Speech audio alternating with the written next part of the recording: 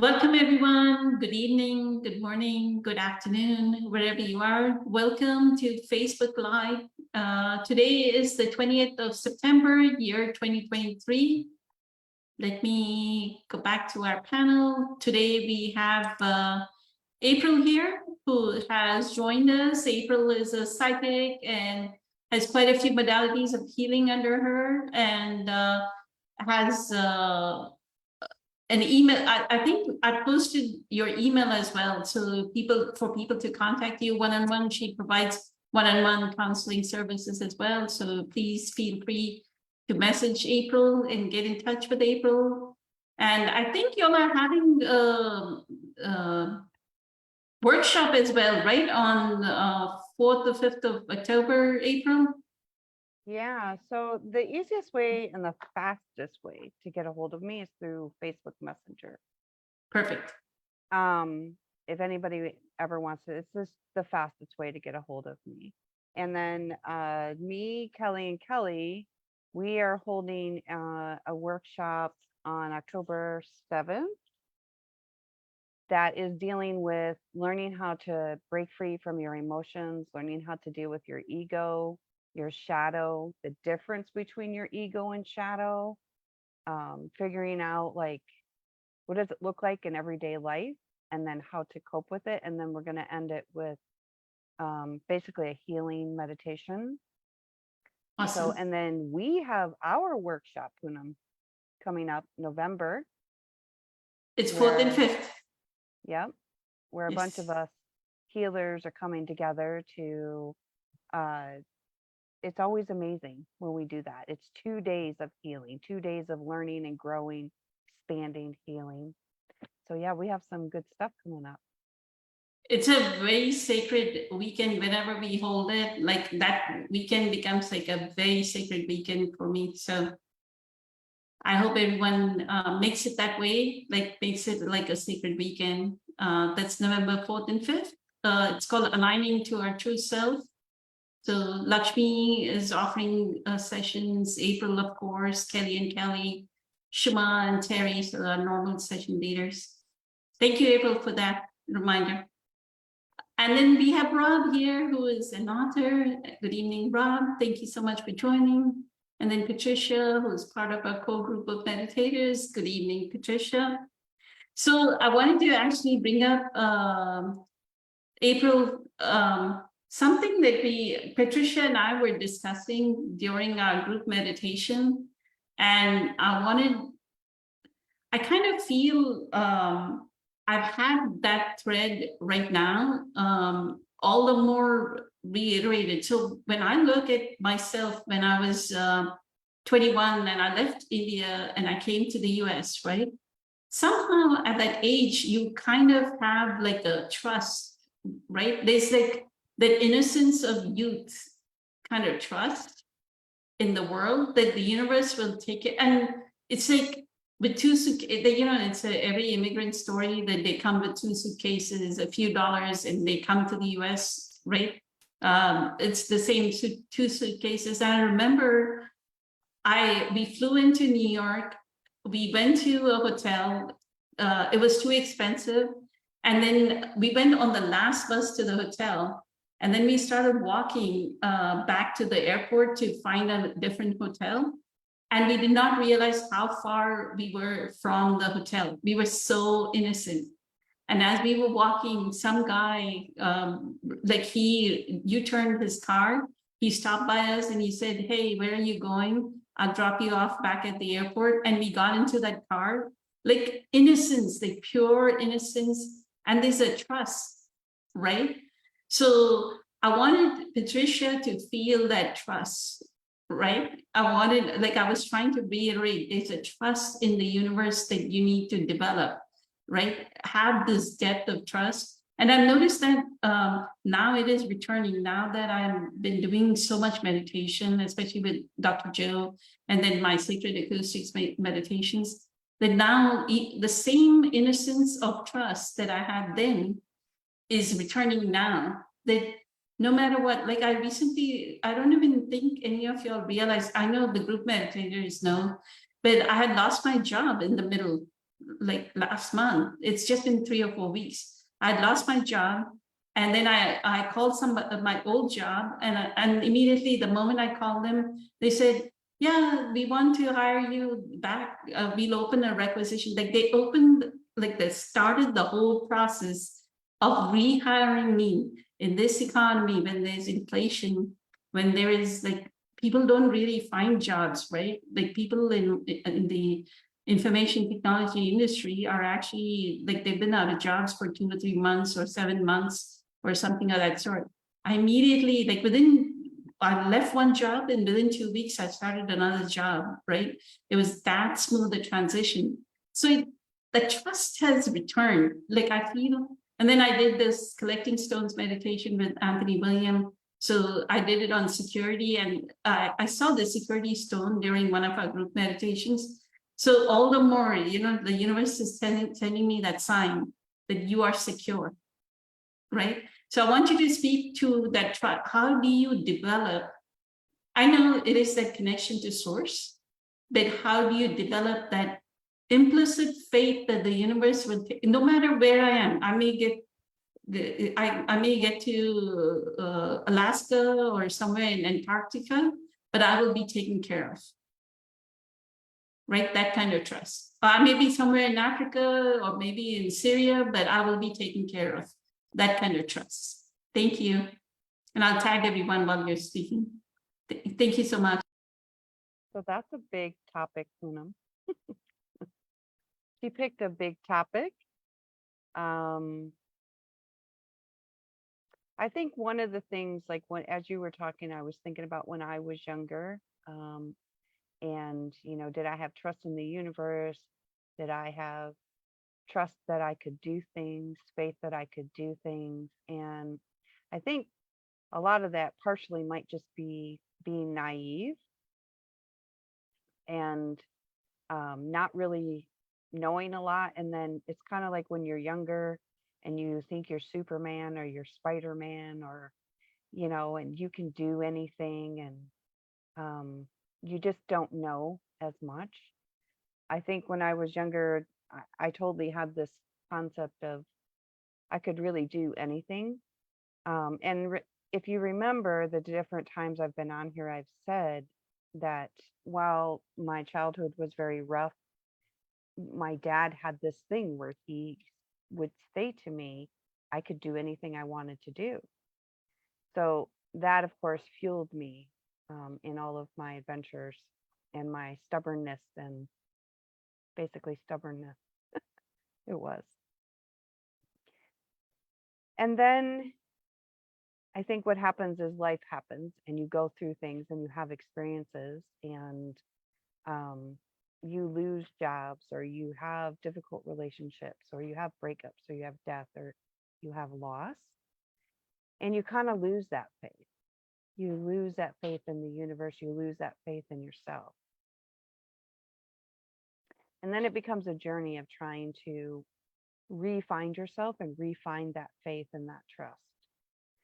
So when you're on this journey, there's a certain space where you learn that everything happens for a reason.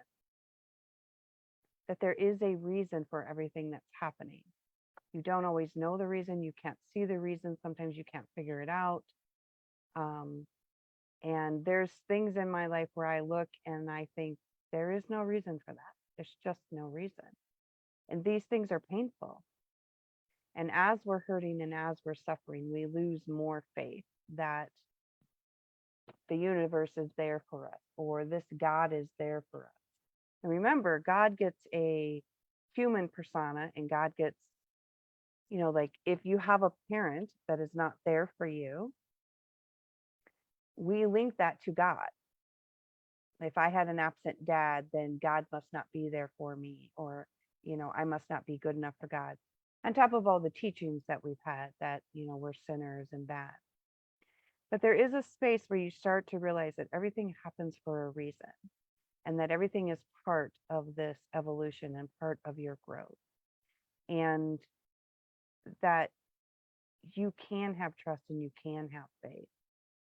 It is almost a blind faith. But I find that if you keep it, if you know that the universe is there for you and that it is working for you, even though it doesn't feel that way, and you just hang on, you will see it. It will come around to you. So I would have you look at the times when you thought things were really bad, and then you can look back now and go, oh, I see. That had to happen so that this could happen, so that that would happen, right? Um, so how do you have that faith? Like, and I've talked about this too, that it's about energy as well. And again, this isn't to say that things aren't going to happen to you. They're going to happen to you.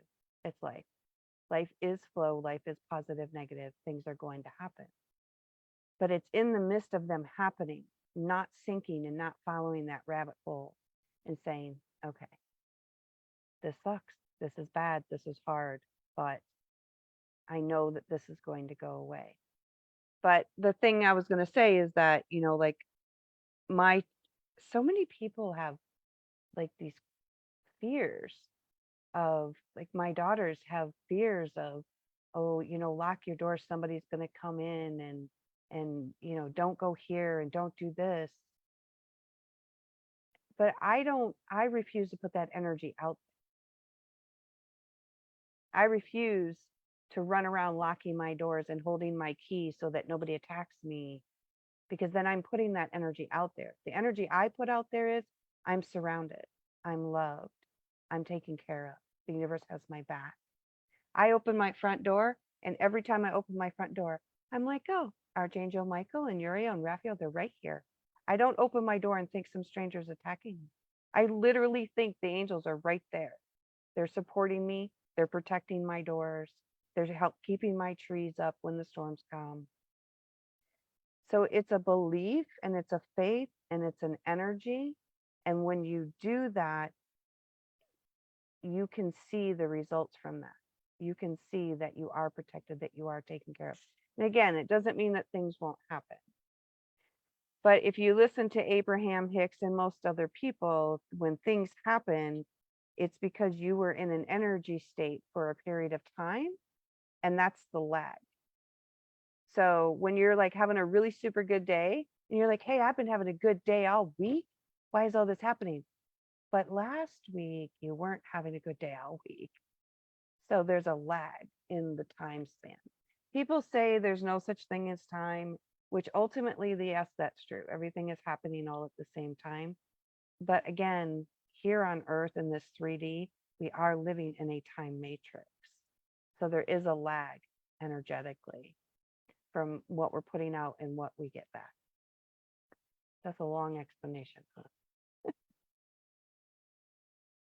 But how do you maintain that, like when you said that you open the door and you see the angels, Archangel Michael and Raphael right there, how do you know of that trust? How do you keep it sustained, like in a sustainable manner where it's not, okay, today I feel the trust, maybe tomorrow it's gone, but sustained, like every day, wake up, as soon as you wake up, you're feeling that, okay, today's going to be a wonderful day and I know I'm protected no matter what's going to happen. Even if challenges come, it won't be beyond what I can handle, kind of challenge, right? So sometimes it does feel like that. Sometimes it feels like, okay, this is too much for me. But basically, so I'm a very logical person, and I have done a lot of learning and a lot of training daily, and I still do it daily. I am learning daily. So it's not like, oh, I'm this expert, that's it, I'm done. No, I am still learning daily. Every single day when I get up, I am listening to some sort of teaching every day. When I do my dishes, I'm listening to a teaching every day. I am listening or learning something.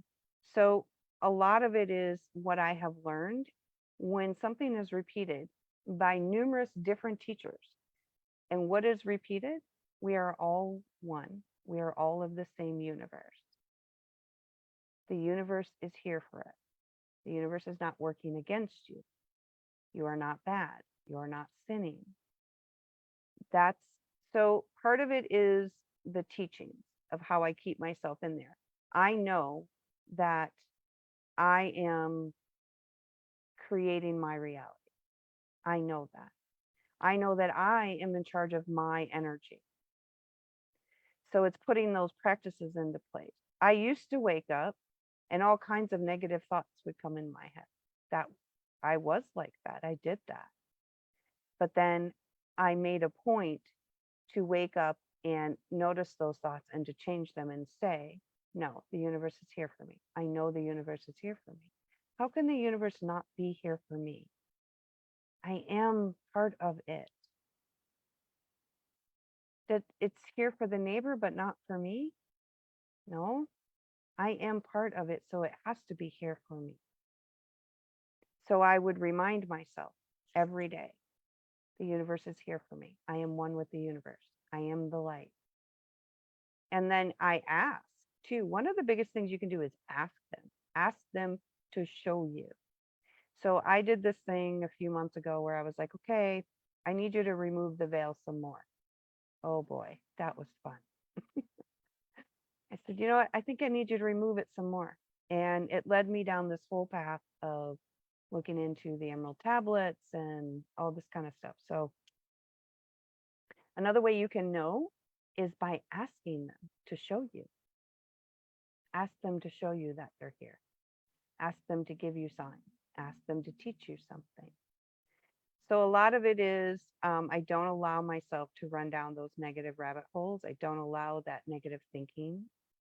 And then when you do the meditation and you get into that space of oneness, that space of peace, and you have actually felt that oneness and that love, you hang on to that.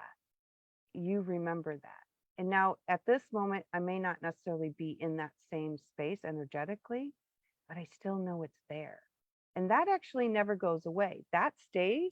What goes away is my attention to it. What goes away is my distraction.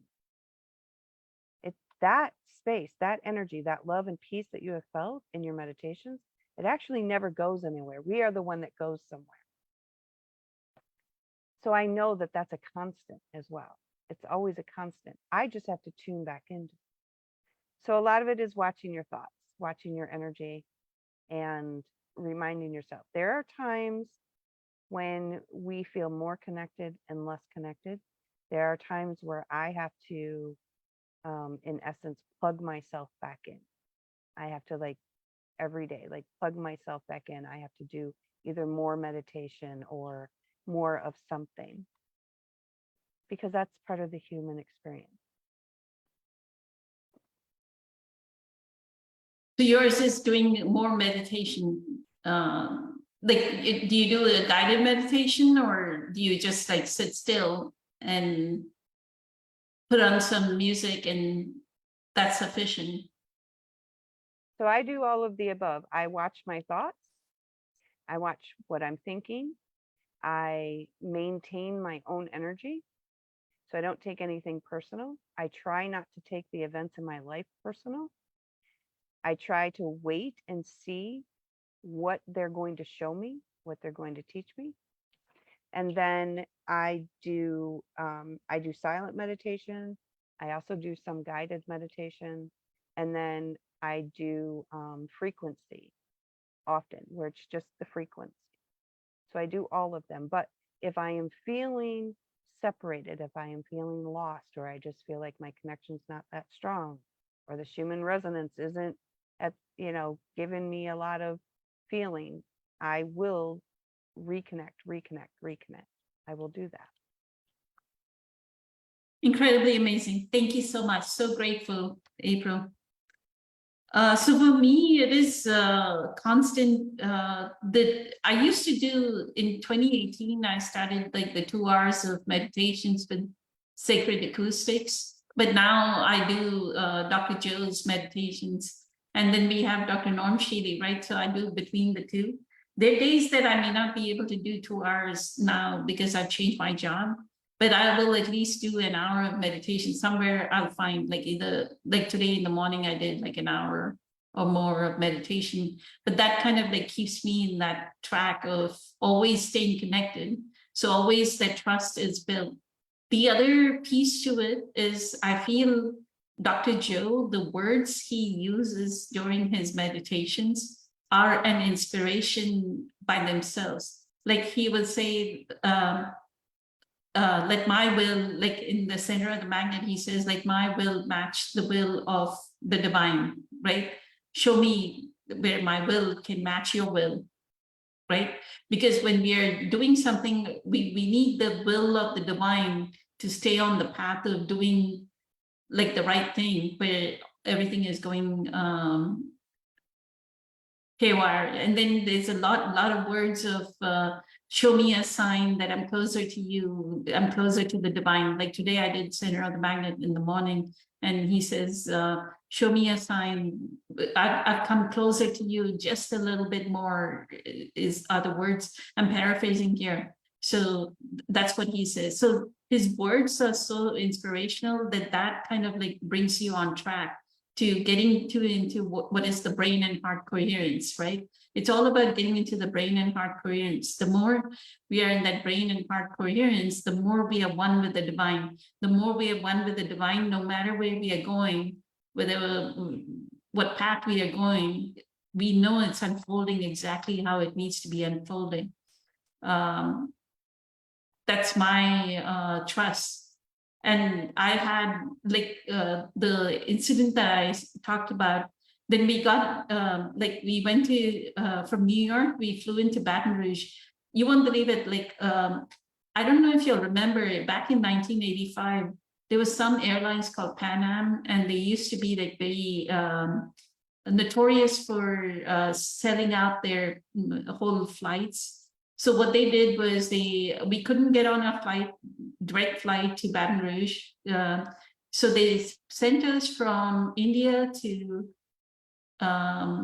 Russia, from Russia to New York. Then from New York, we went to Baton Rouge, and we were going from India to Baton Rouge. So when we went to Russia, I did not get proper food because we were vegetarian. There's only meat back in 1985, especially. So I ate some kind of cheese that upset me, and there wasn't very much food, upset my stomach. So I'm like throwing up. So this person, when they picked me up, I had like just thrown up. So I was like feeling yucky, smelly, no change of clothes kind of thing. I'd already been on flights 2 or 3 days, 2 days or whatever. And then we came to Baton Rouge, and then we don't have a home in Baton Rouge. And we haven't eaten, like in 2 days or something, we haven't eaten.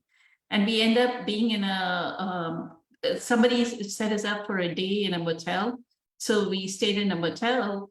And thankfully, the owners of, like in India, in the US, most small motel owners are from India. It was a family from India, and they invited us for dinner.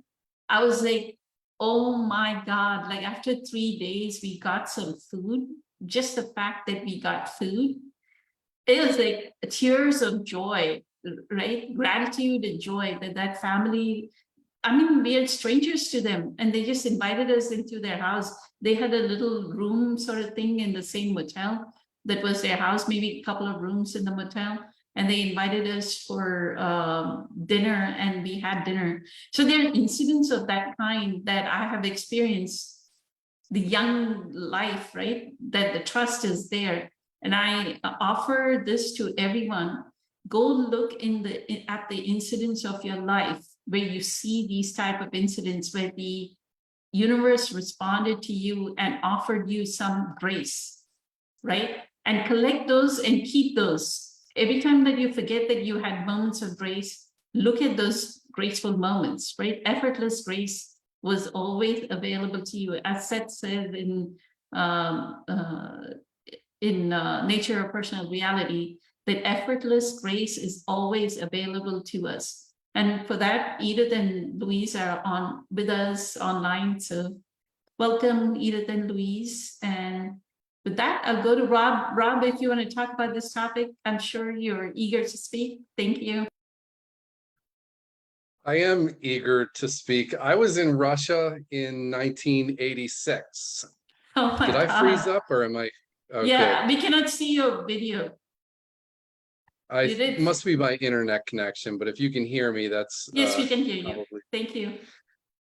So yeah, I share the Russia trip with you. We were there a year apart. Um, the divine alignment to the divine is the the the way to maintain the alignment to the divine, I think, is the most important part. I through meditation and other practices, I've come to a mental place of peace that I've never felt before. And I practice that more and more and spread that into the more difficult and challenging areas of my life. And I wondered why it was that I couldn't maintain that level of peace in the middle of some different situations, work, family. It didn't make sense to me why I couldn't do that. And so I spent I probably spent maybe going on the past almost 2 years. That's been my practice, is to maintain this level of peace. And I asked myself, why am I losing this peace? Why would I give up this wonderful place of mental peace because I'm in a work situation or a triggered situation, family? Because I recognized that I was doing this to myself. I was creating this suffering, and I couldn't see myself bringing it on. I couldn't see myself bringing the suffering on, which also means I couldn't see myself leaving that place of peace. And the more I focused on that, and the more I tried to take that level of peace into all these situations, the situations were not triggering me anymore. I can wholeheartedly say, honestly, from the bottom of my heart, that I have not faced a triggering moment in quite some time. And that's not to say something's not going to arise in the future, but all of the ones that have triggered me in the past, I've spoke about. I'm afraid to speak in public. I've been put in after 21 years of one career, I had to change careers, and it put me in a position that was just immensely stressful. And I managed to decide to put my own alignment to the divine before and ahead of anything else on the planet. And I wanted to maintain that level of peace in some, not, I don't know, selfish is a bizarre word to use, but it was selfish in a way. I wanted to take really good care of the container, of the temple, of my body. And I know that when I'm not aligned with the divine, I'm high blood pressure, anxiety, it can be mild uneasiness. These things are happening in the body, but I don't believe they're happening in the body when I'm aligned to the divine. I believe there's healing going on. I believe there's deep wisdom going on. And you have both have spoke about this, and how we can look in our past and say, oh, look, I was taken care of, I was protected. And you both said, the fact that you can make a mental shift. April was talking about her own energy and maintaining that energy so that I'm sending out to the universe exactly what I want to come back. And so I've made it my it's my primary mission in life. I'm familiar with the Bhagavad Gita a little bit, and it talks about alignment with, or the knowledge of the Atman within. And I've come to learn where that Atman is, and I think everyone here does. We've all meditated and gone to that deep place. I guess my goal in life, if you want to call it a goal, is to just maintain that, maintain, and it's wonderful. And I lose it. It's not always as deep. April was talking about that, how you're always sensing that it's always there, but it's sometimes we're a little bit more aligned to it than others. And I've made it my practice to only be concerned about the alignment to the divine.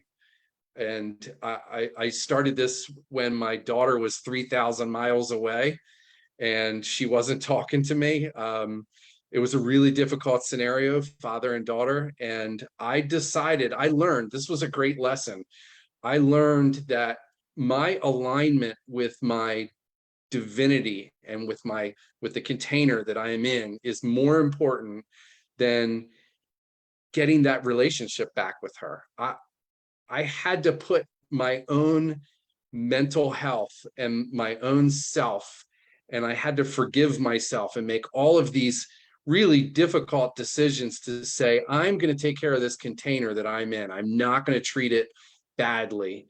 And turns out she recognized that in some way. And I think she can take that as an adult and say, okay, I get it. My mental health is more important than, so when I get challenged at work, I'm gonna take a break here. I'm gonna align with the Atman within or the divine, or I'm gonna meditate and make that my sole purpose in life.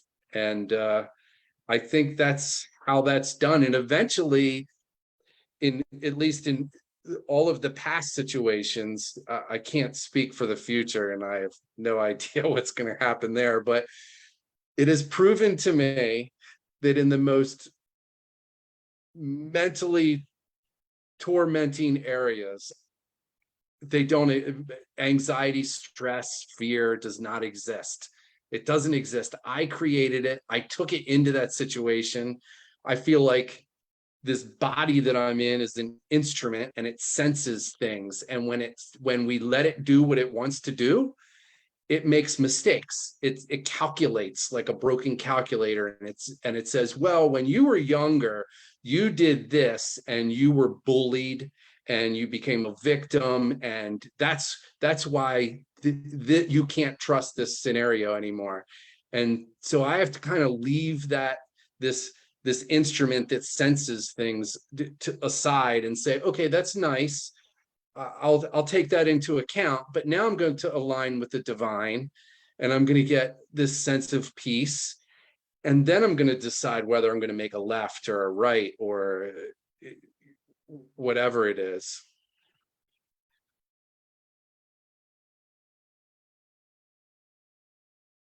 Incredible. Thank you so much, Rob. You're Thank you welcome. for your feedback. Finally your video came back. And so what is your method of getting into, when you say one, I feel to even have that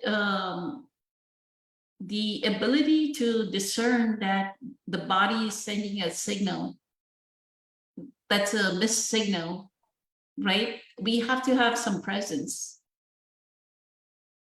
We can't just, like, an unconscious person who's totally in their mind cannot actually discern that the body is sending the wrong signal. That's right? true. And I'm a perfect example of that. I was not connected at all. I had moments of clarity, but I was ignoring the signs of my body. I was treating like I think most humans do. They no pain, no gain. That's kind of a mental concept. And when we're kids, parents say, eat everything on your plate, and you say, well, I'm stuffed. They teach you to ignore your body. They say there's children starving. You should eat even if you don't feel comfortable.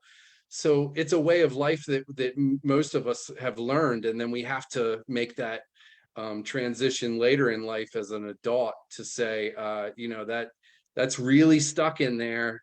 It's taking me down the wrong road, but I'm not going to listen to that anymore. Perfect. Thank you. So grateful. And it's amazing synchronicity that you were in Russia in 1986. Yeah. You know, like April says, there's a reason why we are all connected. Like the way, like I started the Facebook Live with Eileen, and suddenly, I don't know how I got, Louise, just like you, April, she responded on one of the comments, and I messaged her and said, hey, will you come be a panel member on the Facebook Live? And then the same thing with Kelly. Then I found Kelly. Then Kelly and Louise used to come to the Facebook Live as panel members. Then you responded, and then you become regular, like with Kelly and Louise. And then everybody, like I suddenly found different people. So I feel we're very, you know, this, again, the trust in the universe that this person, like if Rob messaged me or I message Rob, there's some trust in the universe that there's a reason why I'm connecting with this person, right? There's a reason why April messaged me directly and said, yeah, she wants to be on the panel, right? So it's that is the whole knowing of that, you know, 2 or 3 or 4 weeks back or last month, we were talking about that oneness. This exactly is the oneness, the interconnectedness of all things that I trust when I connect with Rob, that there's a reason, divine intervention when I'm connecting with Rob, there's divine intervention when I'm connecting with April. And just imagine, April had not met Kelly. If I would not have had both of them together, they wouldn't have, like Kelly and April wouldn't have met. So things happen, right? If I could speak, if I could just talk about a metaphor for a minute, because the Sure. trust that we have, you know, we've all heard of Abraham Hicks. We all bring Abraham Hicks up. Wayne Dyer, all those people, I think we have shared in that. And one of the analogies that I really like is this: get in the boat and go in the direction of the river. Just flow with the river. And I feel like in my mind, I picture myself when I'm in a mental place of peace, things like all of us can come together as in oneness and share this experience, and it's love, and it's healthy, and it's peace. There's no judgments here going on. There's none of the normal worldly stuff. The peace is bringing us together. So this is one example of an actual physical, tangible event that happens when we align with peace. And I think that's the way the entire thing is supposed to work. We stay at peace, and then it looks to the egoic mind like, oh, I lost my job, or this took me away from something, when really the alignment to peace is just kind of allowing us to flow down that river, and some things come and some things go. It's the yin and the yang.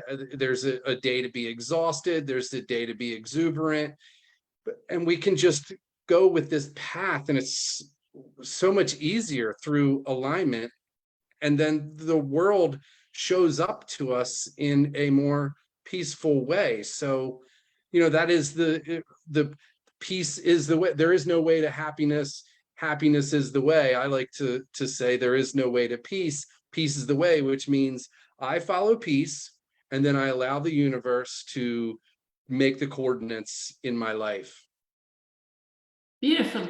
Thank you, Rob, for the metaphor. I think Abraham Hicks, the way she says is, are you going downstream, like with the boat analogy? Are you going downstream, or are you paddling upstream? The more you paddle upstream, then that means you're wasting energy, like spiritual energy. The more you're going with the flow, like you're going downstream. So she uses the emotional, how we are feeling in the moment emotionally, whether we are going downstream, which is aligned with the divine. So let me go to these few comments here. Michelle says, we trust the body will breathe itself, digest, circulate blood and oxygen without any effort on our part. What a miracle that is. That can be a springboard to understand how the universe works and to trust that same energy in our lives.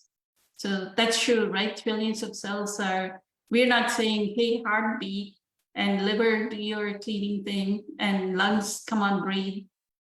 There's a divine intelligence that is doing all that for us. And then she says, chakra clearing mantra, chanting all our vehicles to shifting energy and realigning with the universe. That's true. And then Summer says, I'm noticing how I feel vibrations in between people so much. I need to figure out how to not get pulled into their negativity. I don't get into it, but I feel it's a tough swim to keep my high vibrations while in front of them at that moment. Do you have any advice for Summer, April, for this getting pulled into their negativity real quick before I go to Patricia? Yeah, it's it's kind of like the same thing that Rob was saying, and you have to learn to maintain your own energy, and you have to learn to let people have their energy. Let people have their sadness, their craziness, their anger, their whatever it is. You don't get pulled in. You realize that that's their energy, that's whatever they're facing, that's their level of consciousness, not yours. That is the thing, is staying in that connection. So there's the thing like empath, I'm an empath. I feel, and that is true, it is a thing. However, what you have to learn is to maintain your own energy. You can notice how somebody's feeling, but not take it on. You can notice these people are arguing or fighting or whatever, but you don't take that energy on. And if it's too chaotic, you leave. You can leave the situation. So it's about maintaining your own energy. And what I would do with her, because she's aware of all of this, is I would start to notice when it's like coming into your own energy field, when it's coming into your own body. And that's where I would make the break. That's where I would start talking to yourself and saying, this is not my energy, that's their energy, and then recenter her energy. You recenter is what I would do. Beautiful. Thank you so much, April. Grateful. And I think it also has to do with our pain body, right? Like if we are pulling negativity, then we have to work on our getting rid of our pain body. I feel the heavier a pain body we have, the more easily we get pulled into other people's negativity. It's like negative. You're on mute, so if you're saying something. That's what Rob was talking about, was his shadow. That's the shadow. And we all have one from those experiences that we have. That's the shadow, is what tells us, I should be upset right now, or I shouldn't be treated that way. Or so you have an ego, and the ego does the action. It does the action pretty much. But the shadow is the reason for the action. The shadow is the things you went through, the patterns that you have. Does that make sense? So you have the ego, and the ego does the action. It defends yourself. It gets defensive. It gets argumentative. It goes and hides. But the shadow is the reason why. It almost is as the shadow is like silently judging the situation. Mm-hmm. Right? Yep. And if you have those shadows, those patterns, those wounds, and you haven't worked through them, then you will be more triggered in these types of situations. But the answer is to go back into you and say, okay, what's mine, what's not mine? And then how do I realign? If you have some things that you need to heal, you need to heal them. You need to go and heal them. And, however that looks for you. But there's times where you do need to stop and observe, why is this triggering? What is this? What is it about this? So you have to clear that out energetically. If you don't clear it out energetically, it'll follow you. You guys, I had this thing. Oh my God, I read this thing the other day. It was so crazy. I was reading, because I have to, for one of my license, I have to renew it and have to get like 60 CEUs to do it, right? So I'm reading this thing where it talks about if you have a child, some of the cells of the child go into the mother, right? While she's pregnant. And that made me think of Or is how it like the mother's cells go into the child? Or is it, mother's going, and if the child is not the firstborn, some of the sibling cells go into the child. And it made me think of how everything is connected energetically, oh, wow. right? How, they say once something is connected, we're always connected. And Mhm. that's through lifetimes. That was like so amazing. How So do the sibling cells go into the child? they're part of the mom. They were saying because the sibling, if it was the oldest, not the oldest child, so the second child, the third child, because some of the first child's cells were into the mom, Oh, that okay, those okay. merged with the mom, those would be in the sibling cells. And I thought, oh my gosh, isn't that fantastic? Like you're energetically connected. So it's the same thing with this, but there is a space where you are your own individual self and you need to realize what's your energy and what's not. But because are from source, there's always that connection to source, and you have to always bring yourself back to that connection. And again, if there's ever been those spaces where you really have that connection, that where it was just that tremendous bliss and peace, that's what you're connecting back to. Beautiful.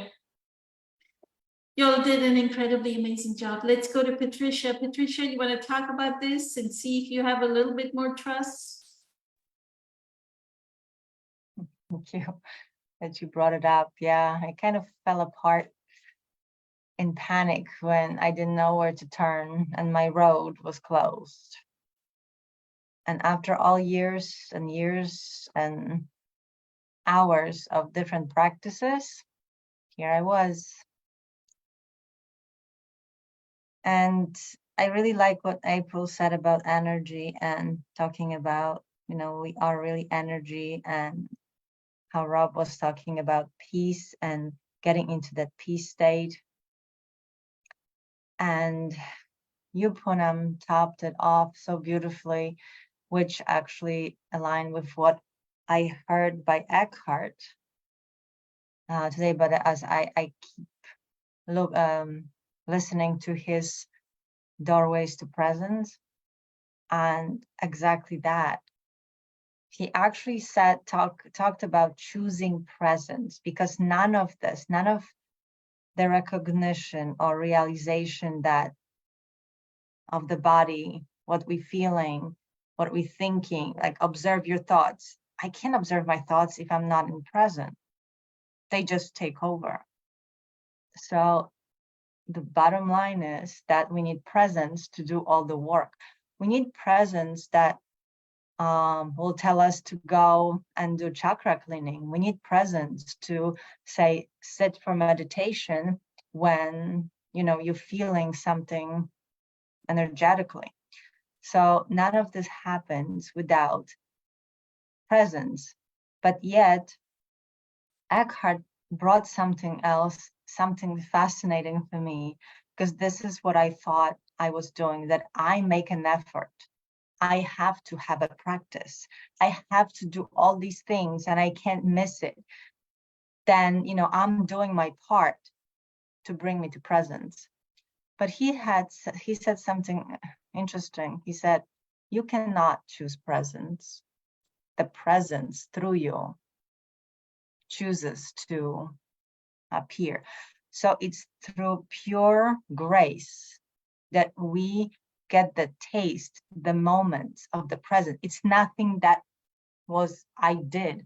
I mean, I don't know when it happens for the first time. I have memories from my childhood when I was almost talking to myself in front of the Christmas tree, looking for that connections to the world and this holy moment, what the Christmas meant for me.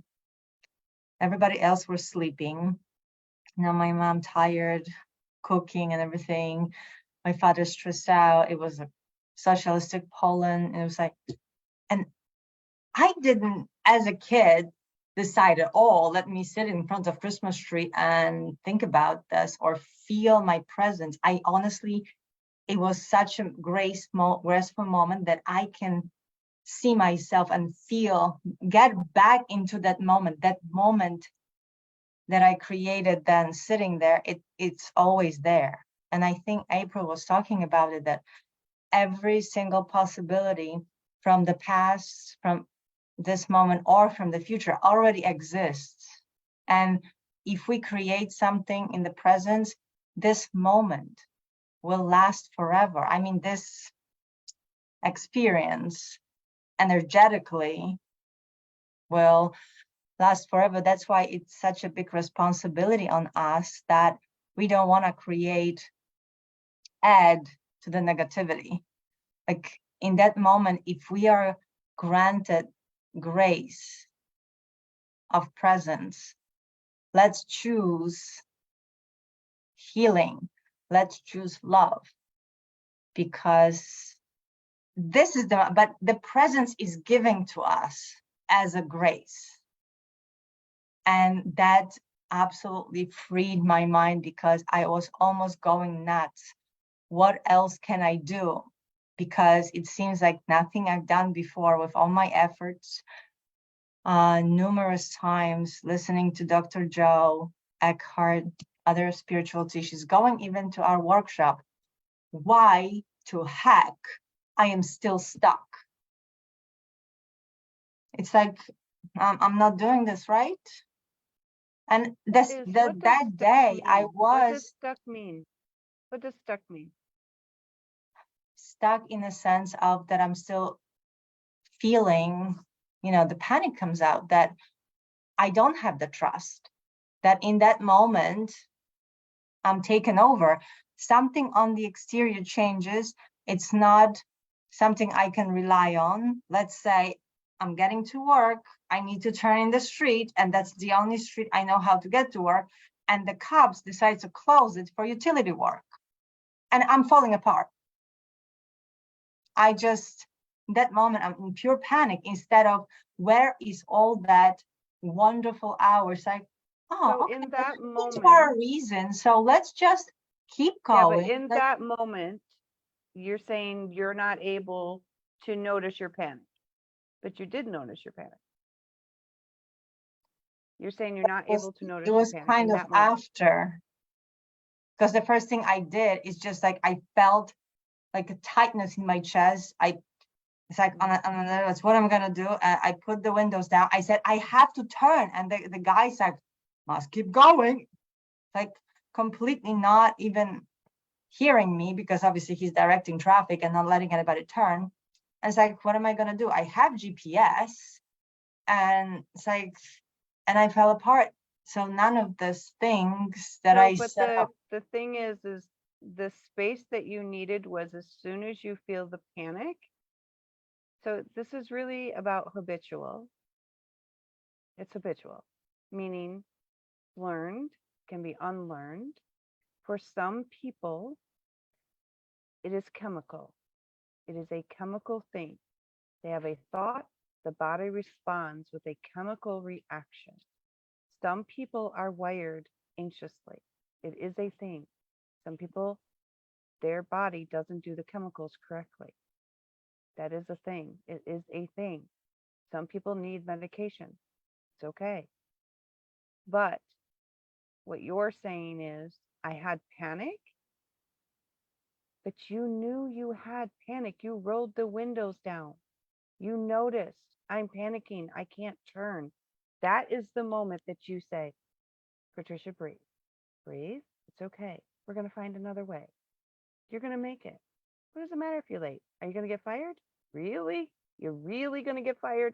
Okay. There's no other jobs in the world. None. Not one. That's the moment. So this is a learning thing. This isn't, I'm not doing it right. It is that you need to train your brain, like Eckhart says. You need to train your brain. Your brain is the dog. The bone was thrown. It ran. The moment you roll the window down, breathe. Okay, you know what? Gonna be late. All right, sweet. Gonna be late, boss. Got GPS on the thing right now. Okay. This is not I'm not Yes. doing it right. This is not I'm bad. This isn't working. This is programming. Thanks to Poonam and our discussion during the group meditations on Friday, I understood and I really, looked into it that it was meant to happen, for me It's to again, programming. It's also your expectations and your attachments and your expectations still. So you're late for work. So what?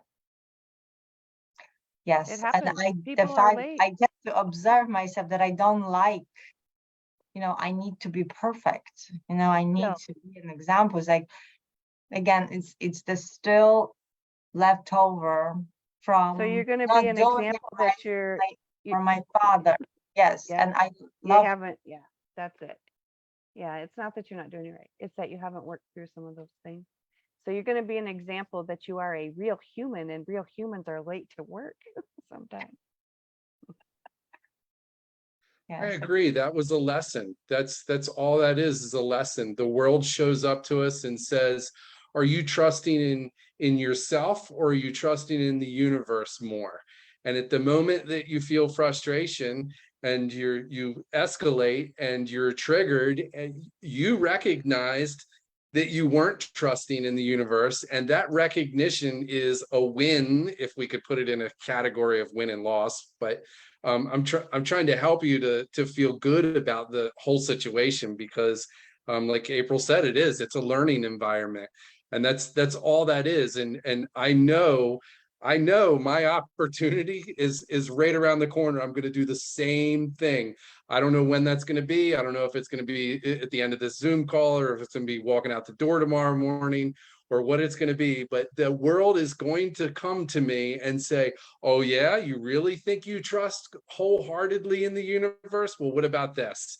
And that will be my opportunity to, okay, let the body have its habitual trigger, like April said, that it's just a habit. I was diagnosed with chronic severe anxiety. I had it for 35 years. It would just rise up in me out of nowhere. Nothing. I could just be walking along, not even a bird in the sky, and it would trigger me. So I realized that my only mission in life is to notice these things, and that's what you're doing. So win to Patricia in my book. That is our, we're enlightened, we've made it, we're where we need to be. Now we can just enjoy learning the journey for the rest of our lives. And oh, okay, here's another trigger, knocked me off my rocker. I saw it, I didn't see it coming. So what? I'm staying at peace. I'm not sending myself a guilt trip. I'm not going to be frustrated because I did this, because that's another backdoor ego thing coming in.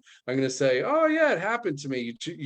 I was triggered, and so what? Thank you.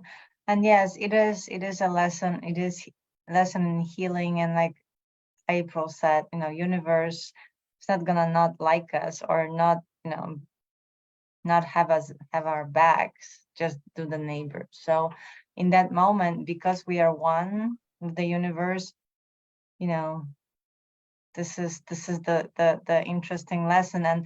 But the only way I can keep go back to peace is in that moment realize, have a different thought, replacing the panic thought, actually pull a different thought, like, I chose this, I'm grateful, this is a lesson for me. And look how universe provided me. I had a sense to just turn right instead of turn the next right, stop my car, call my office, ask for directions to get there from people that live locally. And it all worked out. My coworker got on the phone, was like a live GPS, and she also provided, because I could follow GPS, but I don't trust GPS, because few times back, it just keeps making U-turn. It's like I cannot go back because it thinks I made a mistake not turning. So it keeps me, put the thing, and I didn't want to go any further. So she just got on the phone and kind of was like a live GPS with that, soft voice. Patricia, I got you. This is what you're gonna do. You're gonna go straight, turn the first right, and it's gonna be like uphill. It's like it was beautiful. And so kind of, yes, there was that grace in it, but in that moment I still need to quicker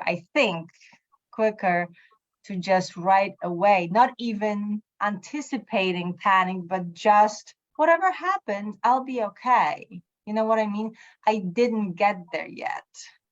I just kind of see that if something happens out of the ordinary, it is still the first moment. It's why I'm in such a great mood. I meditated. Why is this happening to me? And that's my still first thought versus, oh, thank you. Let's see what else the universe has, for me to offer, how I can heal something that I was given as a kid, like as a hypnosis that I didn't know better because, kids, like April always said, accept, they take everything personally. So if my father was yelling at me because I did something wrong, it wasn't really because how kid can do anything wrong. They just playing and, yeah, so that was a big, and then understanding that my father was my greatest teacher as far as the teaching. So the when you presence. say why from now on, like as soon as you say why, I would, if it was me, I would catch myself and say, you said why again, and then replace it immediately with the universe is just being the universe. Life is just being life. It's helping me learn something. Something Right. good may come out of, like, whatever it is that you feel is appropriate for you. Yeah, seeing it as a grace, not as a punishment or The one thing I would say in the little that you said, Patricia, the harshness and the hatefulness you have for yourself, the harshness with which you judge yourself, like saying, why am I having this panic attack? Right? Look at the scale with which you put your panic attack at. What is your suffering in this moment? It is just that you put it at the scale of, from 1 to 10, you put it at the scale of 10. If you say, oh yeah, sometimes I get panic attacks, put it at a scale of 1, you wouldn't have worried about it. It wouldn't have become this huge a thing. I hear you. So just not give Your it that self-criticism, if you do Dr. Joe's morning meditations every morning, you will learn, he says, learn what thoughts you're going to think, what emotions you're going to feel, what thoughts you're going to think, what emotions you're going to feel in this day. How am I going to be? If I'm in traffic and I'm getting late, how am I going to behave? Right? The next time, how am I going to behave? rehearse. Yeah, rehearse. Right? Am I going to be frustrated? So what the domino effect that happened is as you were getting to the second hour in traffic, the frustration that you built up brought the next lesson to you. Oh, you're frustrated? Now see, I'll delay you a little bit more. You think you'll delay? Let me delay you by closing this street. Right? So that you get lost. The second thing is the GPS is not wrong. It's making you go back because it thinks you're right, that it thinks that you made a wrong turn. But the moment you drive a little bit forward, it will recalculate your signal and it will tell you, make a right turn, make a right, what this person said, it would have done that. Learn how to trust the GPS in not making the turn that you're supposed to. Go to your grocery store, put on your GPS, right? Put the normal grocery store that you go to, put it on your GPS. but don't make the turn when you're supposed to make the turn. Go a little bit forward. And instead of making a U-turn, just keep, you know exactly geographic location where it is, right? If you make a right turn, right turn, right turn, you'll be back at the same location. All you need to go is go a little bit further. Everything is a grid in US, right? I love this thing about US, but you can just keep making right turn, right turn, right turn, and you come back to the original location. That's all you need to do is quite a few right turns and you'll be back. Right? There'll be some street that is connecting. That was, you have that was to- the case, but there is a highway in between, so I didn't want to get on the highway, because once you get on the highway, you know, the exit is so far away, so that was the If you reason. get on why- if you get on the highway, you get on the highway. I mean, I'm telling you, like, learn how you're going to overcome this fear. That's the second underlying thing. Overcome this fear of being in traffic. Right? The world is, it's not like everybody is going to come. There's a partner that you have, a husband that's going to be beside you, that is going to take you everywhere, drive you everywhere. There's a chauffeur everywhere, or it's wherever you go, you need to Uber yourself. Don't drive. Pay and get an Uber and go wherever you need to go.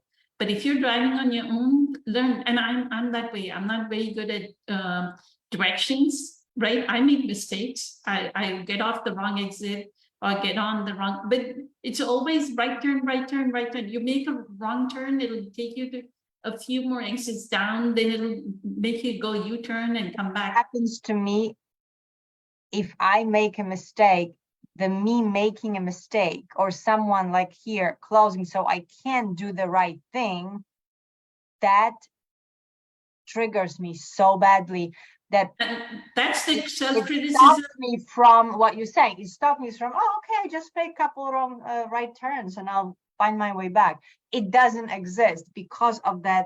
All of a sudden, And that's your my brain shuts down the rational thinking in that moment. so like April said, go a little bit further and sit and breathe and bring yourself to presence. Right, you've done enough meditation that you know how to bring yourself in presence. In that moment, you realize you're in panic, right? You 30 years, 40 years, your body has practiced, like Dr. Joe says, right? The body is being the animal. You have to, like April said, you have to train the animal, right? You have to dig your heels into that horse and say you're gonna stay, right? Hey, body, I hear you. You're sending me a signal. I hear you. You're sending me a signal. I'm going to train you to be something different. And that's the mental rehearsal that you need to do. Next time I'm in a panic attack, body, shut down. I don't need you to be talking. Let me get into presence. Let me breathe. Let me take a few conscious breaths. Let me park somewhere and just sit, close my eyes and sit for 2 minutes. Right? Get centered. And now let me see, what am I going to do? Once I'm centered, then the divine will immediately, the moment you get centered, the divine will speak to you. But the harshness with which you self-criticize yourself, that is the lack. That is the stones that you're working on. The lack comes from that self-criticism. Everything comes, the basic thing is you are, and not judgment of another, you're very critical of yourself, and your bar for yourself is so high. Break that bar. We are human. We will make mistakes. April, you were going to say something? Yeah, I have to go here in a second, but it's that perfectionism. It's that you have got to heal that perfectionism. We all have to heal that.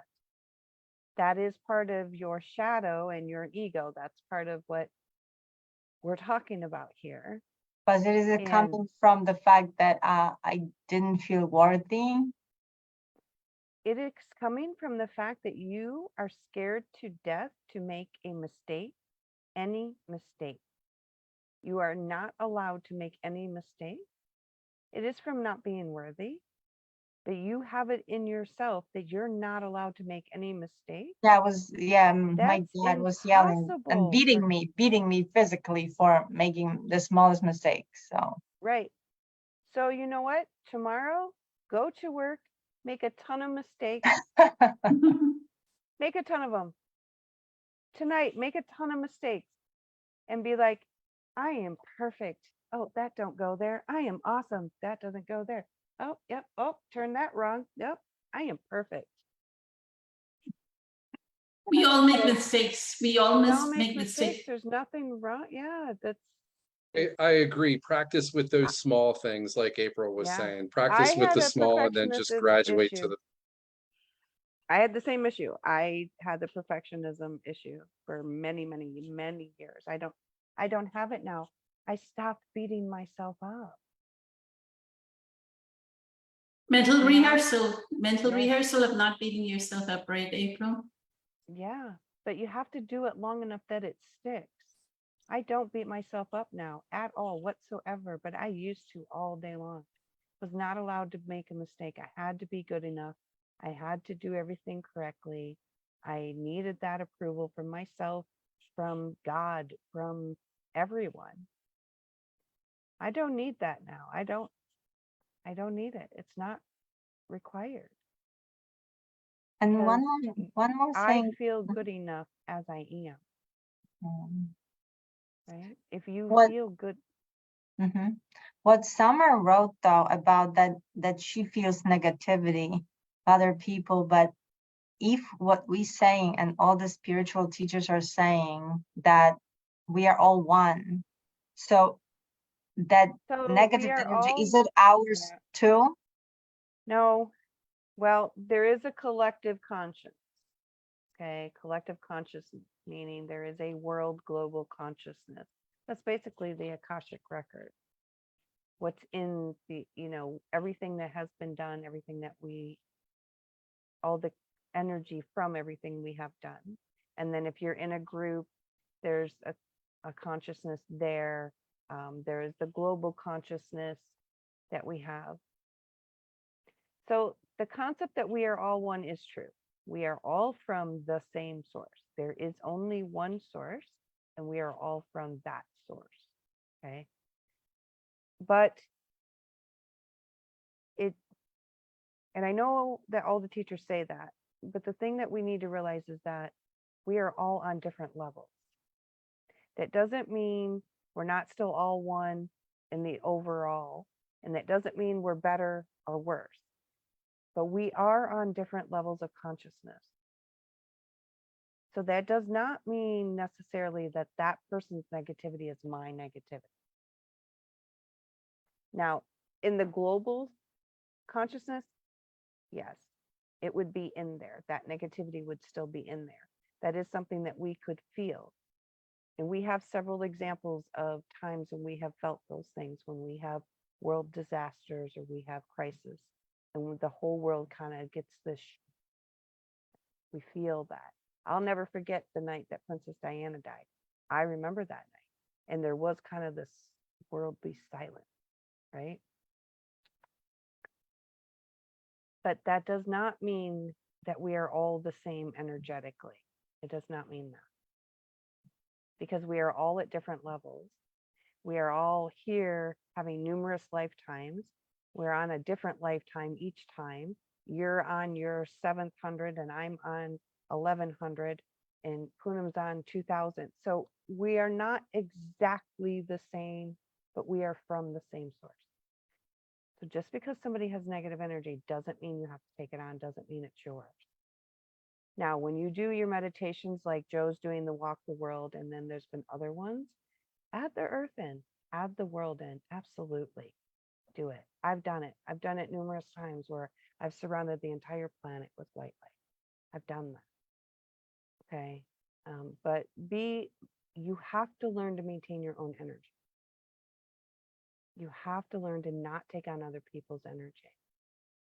And if you are feeling stress or you feel like you're taking on people's energy, then you take a moment. I take a moment. I'm like, I'll be back in 5. And I do it with my kids. Like my kids are like all over me and I'm like, I need 5. And I go and I recenter, right? Because teenage girls are chaos. So, there's lots of chaos. So anyways, I have to go get my daughter, Patricia. Thank you. You Thank have you. to Thank you. stop trying to be perfect. It's okay to make mistakes. It's seriously okay. I want you seriously to make some mistakes on purpose and say to yourself, I am awesome. And Oh, that's what I used to do with myself. Anything that I did, anything I couldn't do, anything I couldn't accomplish, I was like, I am good. I am still good. I am still good. All day. I am good. Yep. being playful, right? Little playful. with that. I didn't want to be good. The perfectionist in me wanted me to still nag at myself. But I was like, nope, I'm good. Nope, that was great. I did that great. Yep, it's perfect. So it is a little bit of lying and tricking yourself, but the reality is I am good. I am okay. I was fine. It was my critic that didn't think I was fine, but in reality, I was fine. So you have to kind of trick yourself for a little while until you rewire yourself. Just like Joe says, rewire yourself. Rewire. Got it. That's a great advice. Thank you, All right, April. I will see you Have a guys good in night. 2 weeks. Infinite gratitude, April. Thank you so much. Right. Much Bye, love. everyone. Bye. Good night. So you're gonna neurons that fire together, wire together. By the way, your best friend Ashok said something. He said trust is the natural and normal state. Not having trust is from fear and from who and learned state. Going within restores the state of trust. Look at babies. Trust is innate, built-in quality through, though they don't know the word concept. So the way babies trust. Thank you, Ashok. So you're going to learn how to fire and wire. I mean, you've been listening to the morning meditations, right? How many times did he say you're going to fire these neurons? You're going to choose what neurons you're going to fire, right? Where are you going to pay your attention and realize what brought that situation, your frustration in the traffic? The moment you started, the first frustration is when you needed to get centered and say, again, back to the blessings and do a mantra or do breathing, like get centered, like I said, right? Behind your heart and in front of your spinal cord, that region, like breathe into that region, because that's your, like RJ Spina says, right? That's your sentience. So you get that presence immediately while you're sitting in traffic. Like was yesterday when I was driving, I drove and I was almost at work and it was a car wreck. And here comes 70 miles per hour and boom, you're like stop. And I just breathe. And thankfully it was just for a short stretch that we were at that 10 miles per hour and then it freed up. And we were, I was 10 minutes, like instead of being there by 7, I was there 15 past 7. So, but it worked out, it was fine. So, okay, it's getting late. So incredibly amazing day. It was beautiful discussion. So Thank you for sweetly bringing unfolded. it up. Yes, it needed to be said. And I hope that a lot of people will, get some from it. Benefit out of it, most definitely. And see, Rob is in the same spot as you, right? He's had what 30, almost the same amount of years that he's been dealing with panic. If he can heal, you have the option to heal too, right?